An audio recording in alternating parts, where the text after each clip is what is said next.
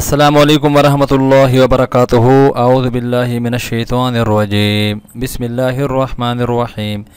محترم سامعین، میں امید کرتا ہوں آپ سب خیریت سے ہوں گے۔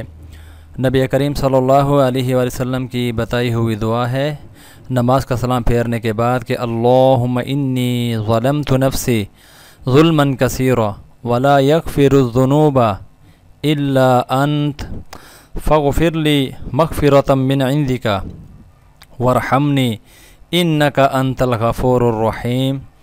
اے اللہ، میں نے اپنی جان پر گناہ کر کے بہت ظلم کیا، پس گناہوں کو تیرے سوا کوئی دوسرا معاف کرنے والا نہیں۔ مجھے اپنے پاس سے بھرپور مغفرت عطا فرما اور مجھ پر رحم کر کے مغفرت کرنے والا اور رحم کرنے والا بے شک تو ہی ہے۔ محترم سامعین، حوالہ جات آپ کے سامنے یہ موجود ہیں تمام حدیث کی کتابوں کے۔ میں امید کرتا ہوں انشاءاللہ العزیز آپ ہر فرض نماز کے بعد اس دعا کو اپنا معمول بنائیں گے۔